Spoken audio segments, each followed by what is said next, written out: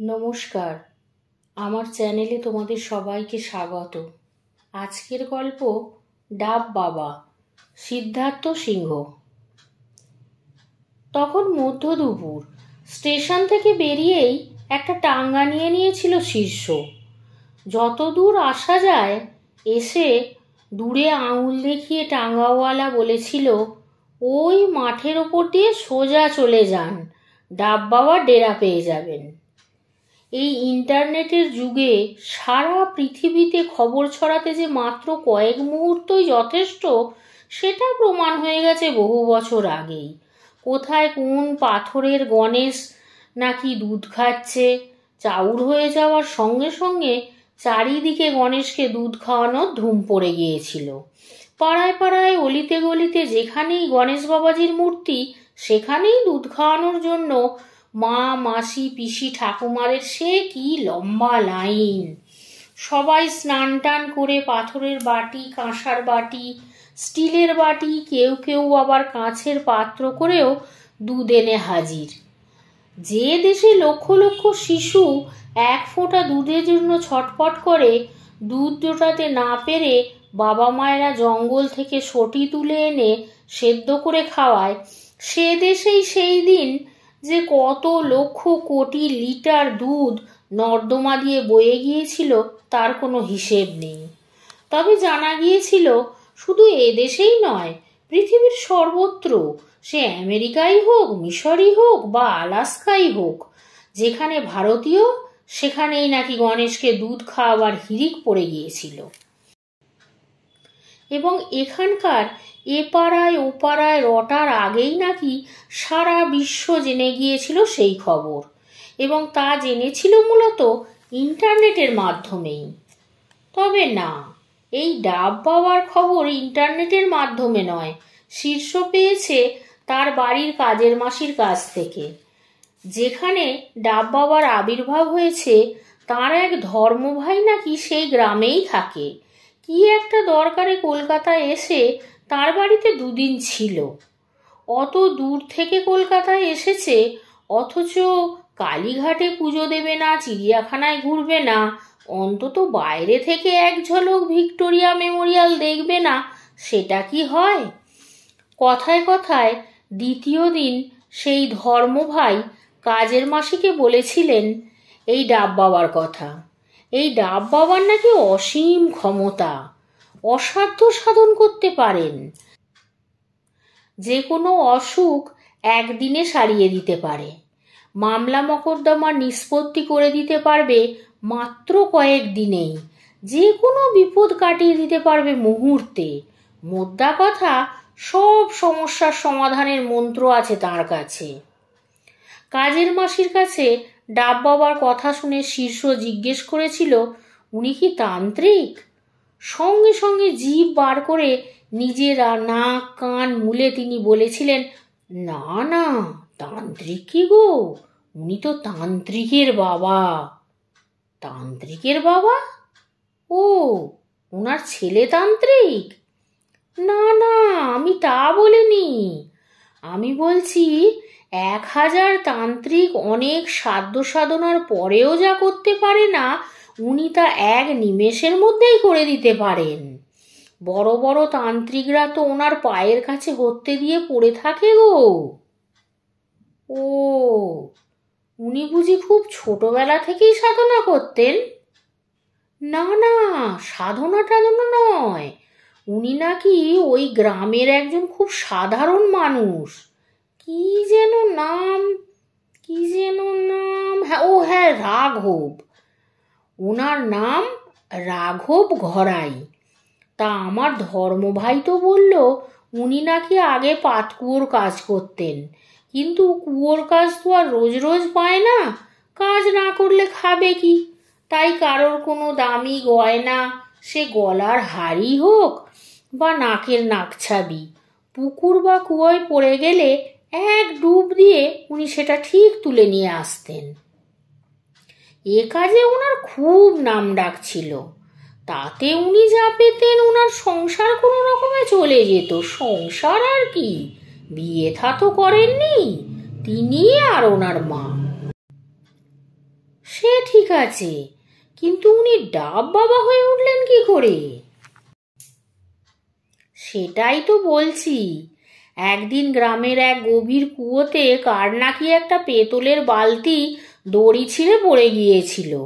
যৌতুক হিসাবে বিয়েতে আর যা যা পেয়েছিল, রেডিও, সাইকেল, ঘড়ি, সবই নষ্ট হয়ে গিয়েছিল। শুধু বেঁচেছিল ওইটা।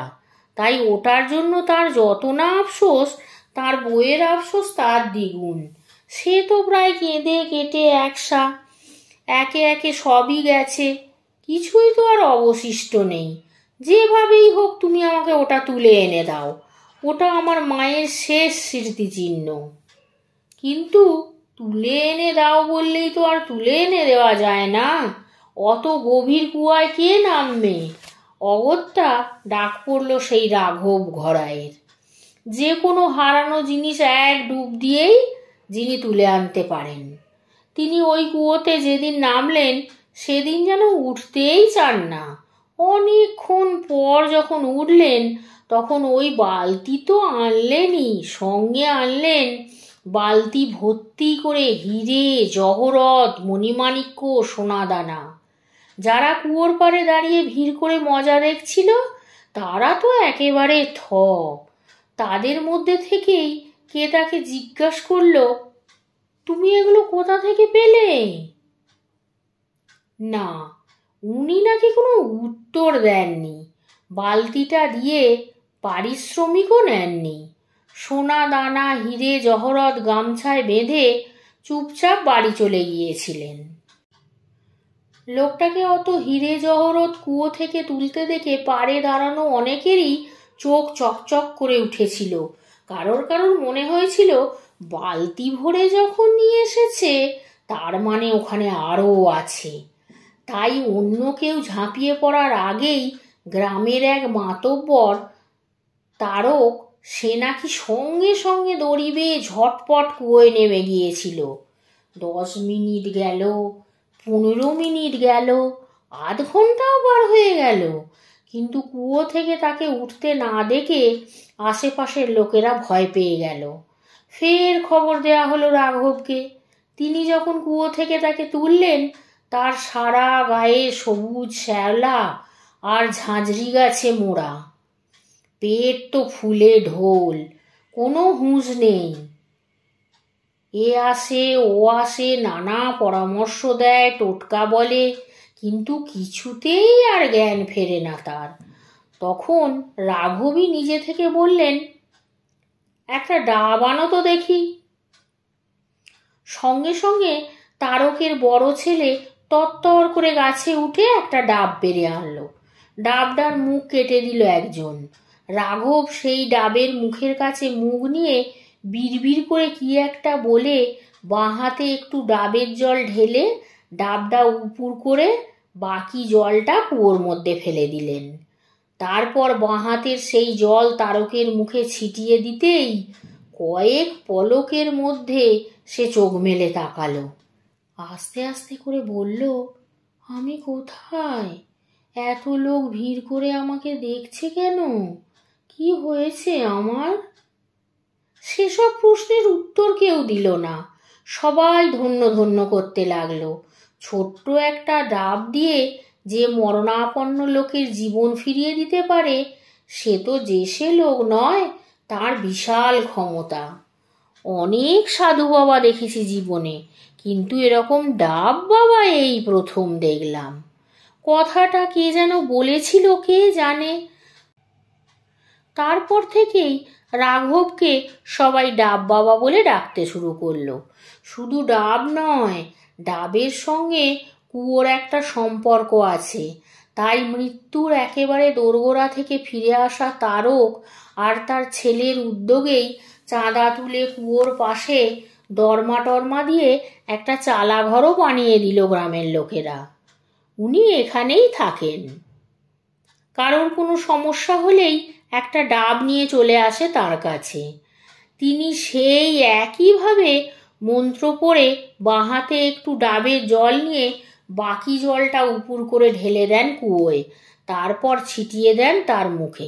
ব্যাস, শুধু এই গ্রামেই নয়, আশেপাশের সব গ্রামে তো বটেই, বহু দূরে, অনেক দূরে ছড়িয়ে পড়ল এ খবর। প্রথম প্রথম শনি, মঙ্গলবার, আমাবস্যা, পূর্ণিমাতেও উনি বসতেন। এখন প্রত্যেক দিন এত ভিড় হচ্ছে যে সামাল দেয়া যাচ্ছে না, রোজই বসতে হচ্ছে। নিজের জন্য আর সময় পাচ্ছেন না তিনি, তাই সকাল আর সন্ধ্যায় টাইম বেঁধে দিয়েছেন। এত ডাব লাগছে যে এলাকায় আর কোনো গাছে ডাব নেই। মুচি হতে না হতেই ডাব বাবার কাছে চলে আসছে। আমদানি করতে হচ্ছে বাইরে থেকে, সেগুলোরও দাম আকাশ ছোঁয়া। লোকেরা বলছে, এমনি রোগ তো কোন ছাড়, ডাক্তার কবিরাজ ফেল করে গেছে, সে রোগও ভালো হয়ে যাচ্ছে। ডাক্তার জবাব দিয়ে দেওয়া মৃত্যু পথযাত্রীও এখানকার মন্ত্রপুত ডাবের জলের ছিটে পাওয়ার পরই ব্লাড টেস্ট, এক্স-রে, আল্ট্রাসোনোগ্রাফি, এমনকি বায়োপসি করেও দেখেছে। কদিন আগে টেস্ট করা রিপোর্টের সঙ্গে কিছুই মিলছে না। সব কিছুই নাকি ঠিকঠাক আছে, পুরো সুস্থ। নতুন রিপোর্ট দেখে ডাক্তাররাও থ। অনেকেই বলছে, এখানে যখন কোনো চাকরি প্রার্থীর মুখে ডাব বাবা ডাবের জলের ফোঁটা দেন, তখন নাকি কোনো না কোনো কোম্পানিতে তার নামে অ্যাপয়েন্টমেন্ট লেটার লেখা হতে থাকে। কেউ কেউ বলে, এখানকার ডাবের জলের ছিটে নাকি ভাঙা সংসার শুধু জোড়াই লাগে না, সুখে শান্তিতে ভরে ওঠে। কাজের মাসি এইসব গল্প করলেও শীর্ষর যেন কিছুতেই বিশ্বাস হচ্ছিল না। আজকের দিনে আবার এরকম হয় নাকি? তাই ডাব বাবার কেরামতি দেখার জন্য সে উসখুস করতে লাগলো। কিভাবে ডাব বাবার কাছে যাওয়া যায়? কাজের মাসির কাছে বলতেই তার ধর্মভাইয়ের সঙ্গে যোগাযোগ করে সেই গ্রামে যাওয়া এবং থাকার সব ব্যবস্থা করে দিলেন তিনি। সেই সুবাদেই তার এখানে আসা। ফাঁকা ধুধু মাঠ, যাচ্ছে তো যাচ্ছেই, হু হু করে হাওয়া দিচ্ছে। তাল গাছের শুকনো পাতা একটার সঙ্গে আরেকটার ঘষা লেগে খড়খড় খড়খড় আওয়াজ হচ্ছে। উড়তে উড়তে ডাক দিয়ে যাচ্ছে এক আধটা নাম না জানা পাখি। আলপথের দুধারের সদ্য ধান কাটা মাঠে ঘুঘু পাখিরা কি যেন খুঁটে খুঁটে খাচ্ছে। কহাত দূরে দূরে এপাশে ওপাশে ছোট ছোট ডোবা। হঠাৎই এপাশ থেকে আলপথের ওপাশে এঁকে বেঁকে চলে গেল মস্ত বড় একটা দাঁড়ার সাপ। কতটা এসেছে সে খেয়াল নেই। দূর থেকেই চোখে পড়ল ডাবের পাহাড়। এখানে এত ডাব আসবে কোত্থেকে? না, এগুলো নিশ্চয়ই ডাব নয়, ডাবের খোসা। তার মানে সে ঠিক জায়গাতেই এসে পড়েছে। হ্যাঁ, ওই তো সেই চালাঘর। যে চালাঘরের কথা সে তার কাজের মাসির কাছে শুনেছিল। পায়ে পায়ে কাছে গিয়ে দেখে চালাঘরের দরজা হাট করে খোলা। ও সেখানে উঁকি মেরে দেখে ভিতরে একজন চৌকির ওপরে একজন প্রৌঢ় বসে আছেন। ওর বুঝতে অসুবিধে হলো না, এই সেই ডাব বাবা। ও মুখ বাড়িয়ে জিজ্ঞেস করলো, ভেতরে আসবো বাবা? কে? আমি। আমি কে? শীর্ষ। শীর্ষকে? চক্রবর্তী। কি চাই? আপনার সঙ্গে একটু দরকার ছিল। আমি এ সময় কারোর সঙ্গে কথা বলি না, এখন আমার বিশ্রামের সময়। সন্ধ্যের পরে কিংবা কাল সকালে এসো। আমি বহু দূর থেকে এসেছি বাবা। তো আমি কি করব? রোদের মধ্যে অনেকটা পথ এসেছি বাবা, ভীষণ তেষ্টা পেয়েছে, একটু জল পাওয়া যাবে? জল? জল তো আমি খাই না। তাহলে কি খান? ডাবের জল। তাই দিন। ঠিক আছে, দাঁড়া। বলেই খাটের ওদিকে একটু ঝুঁকে নিচ থেকে একটা ডাব বার করে আনলেন তিনি। মুখটা কাটা, চামচের পিছনের দিকটা গায়ের জুড়ে গেঁথে দিয়ে এক পাক ঘোরাতেই খানিকটা চলকে উঠে এলো। তারপর ডাবটা শীর্ষর দিকে এগিয়ে দিলেন তিনি। শীর্ষ বলল, দিলেনি যখন একটু মন্ত্র পড়ে দিন না। মন্ত্র? ও বুঝেছি, তুইও নিশ্চয়ই কোনো মনোবাঞ্ছা নিয়ে এসেছিস না? আপনার কাছে কি আর লুকোবো বাবা, আপনি তো অন্তর্যামী। আমি কেউ নই রে, আমি কেউ নই, সব তেনারা। তেনারা? বড় খটকা লাগলো শীর্ষর। তেনারা আবার কি? লোকেরা তো বলে আমি কেউ নই রে, সব তিনি। তিনি মানে ঈশ্বর, দেবতা, ভগবান। আর ভূত পেতনির গল্প পড়তে পড়তে ও যতটা জেনেছে তাতে তো তেনারা মানে ভূত। তবে কি ওনার যা ক্ষমতা তার মূলে রয়েছে ভূত? সবটাই ভৌতিক। মাথার মধ্যে হাজার রকম প্রশ্ন জট পাকাতে লাগলো শীর্ষর। কি জট ডাব বাবা তা জানে না। তিনি বললেন, আশা করে যখন এসেছিস চল বেটা চল। তোর মুখে যখন ডাবের জল ছেটাবো তুই যা চাস সেটা মনে মনে চাইবি, কেমন? তাহলেই হবে। চল বেটা চল। ঘর থেকে বেরিয়েই ডান হাতে কুয়ো, বুক অবধি পাঁচিল দিয়ে ঘেরা। তার সামনে দাঁড়িয়ে ডাবের কাটা মুখের কাছে মুখ নিয়ে বিড়বিড় করে কী সব বললেন ডাব বাবা। তারপরে কাত করে বাঁ হাতের তালুতে একটুখানি ডাবের জল নিয়ে বাকি জলটা উপুর করে ঢেলে দিলেন কুয়োয়। খালি খোলাটা পাহাড়ের মতো উঁচু হয়ে জমে থাকা খোলাগুলির দিকে ছুঁড়ে ফেললেন।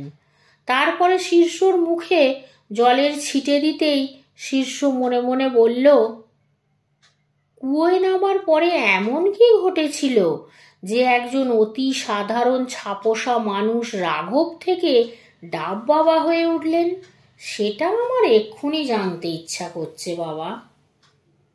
ডাব বাবা ওর মুখের দিকে ফ্যাল ফ্যাল করে তাকিয়ে বললেন, আয় ভেতরে আয় বলে নড়বড়ে একটা টুল এগিয়ে দিলেন তিনি।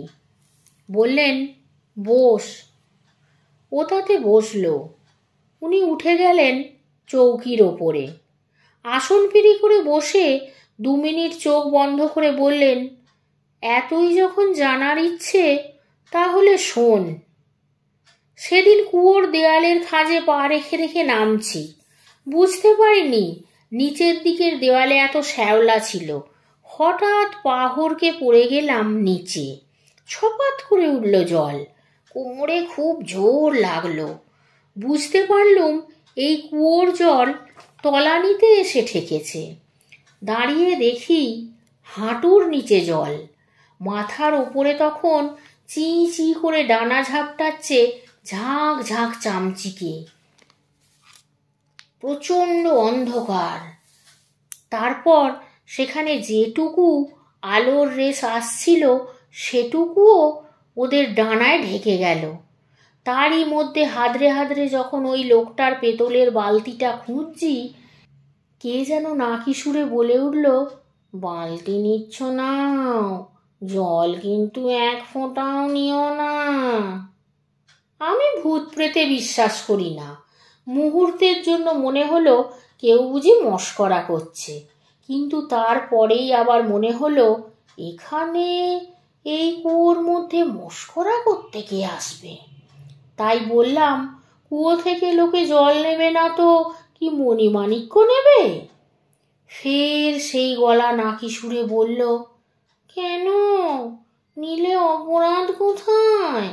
মণিমাণিক্য যা চাও দিতে পারি, কিন্তু বাপু 1 ফোঁটা জল নিতে পারবো না। আমাদের এখানে এইটুকুনি আছে। তার মানে তোমাদের এখানেও জলের অভাব? অভাব মানে মহা অভাব। কেউ যদি আমাদের 1 কাপ করেও রোজ জল দেয়, তাহলে তাকে আমরা সোনা দানা দিয়ে মুড়ে রাখতে পারি। সোনা দিয়ে? চমকে উঠলাম আমি। হঠাৎ আরেকটি গলা পাশ দিয়ে বলে উঠল, শুধু সোনা কেন, সোনা দানা, হিরে জহরত, মণি মাণিক্য যা চাইবে তাই দিতে পারি। আমাদের শুধু একটু জলের ব্যবস্থা করে দাও। জলের জন্য আমাদের বুক শুকিয়ে যাচ্ছে, গলা শুকিয়ে যাচ্ছে, জিভ শুকিয়ে কাঠ। জানি না আর কদিন পরে কি হবে। তার কথা শেষ হওয়ার আগেই আরেকটি গলা ভেসে এলো, সে একবার খেয়েছিলাম বটে ডাবের জল। আমার মাসতুতো বোনপো থাকতো ডাব গাছের মাথায়। আমাদের এখানে বেড়াতে আসার সময় কটা ডাব নিয়ে এসেছিল। আহা, কি তার স্বাদ, কি তার গন্ধ, এখনো যেন জিভে লেগে আছে। ডাবের জল? হ্যাঁ হ্যাঁ, ঠিকই বলেছ। যেভাবে গ্রামগঞ্জেও পলিউশন ছড়িয়েছে, তাতে ওটাই এখন একমাত্র পরিশুদ্ধ জল। না না না, সে আগে ছিল, আজ থেকে কয়েক দশক আগেও ছিল। কিন্তু তোমাদের মোবাইল আর ইন্টারনেটের ঠেলায় সেও গেছে। আগের মতো সবুজ মসৃণওয়ালা ডাব কি আর একটাও দেখতে পাও? দেখবে মাথা কুটলেও পাবে না।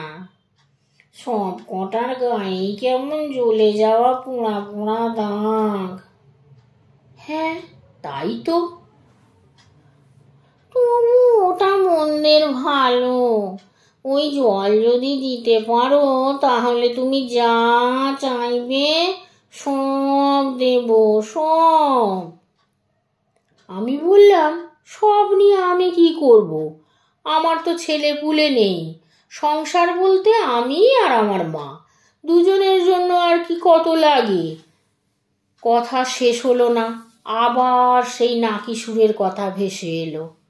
কেন, তোমার গায়ের লোকেরা বুঝি তোমার আপনজন নয়, প্রিয় লোক নয়? আমি বললাম, কিন্তু তাদের জন্য আমি কি করতে পারি? যারা রোগে ভোগে তাদের রোগ দূর করতে পারো। যাদের অভাব অনটন আছে তাদের অভাব মেটাতে পারো। যারা দুঃখী তাদের মুখে হাসি ফোটাতে পারো। আরো অনেক কিছু বলে যাচ্ছিল ওরা। আমি বললাম, কিভাবে? তখন ওদের মধ্যে থেকেই একজন বলল, একটা কাজ করো, যারা তোমার কাছে সমস্যা নিয়ে আসবে তুমি তাদের একটা করে ডাব আনতে বলবে। সেই ডাবের মুখ কেটে তার কাছে মুখ নিয়ে তুমি শুধু একটাই মন্ত্র উচ্চারণ করবে, হে ভূতরাজ, এ যে চা চায় সেটা যেন পায়। বলেই ডাবের জলটা বাঁ হাতের তালুতে 2-3 ফোঁটা ঢেলে নিয়ে বাকি জলটা আমাদের কুয়োর উপরে উপুর করে ঢেলে দেবে।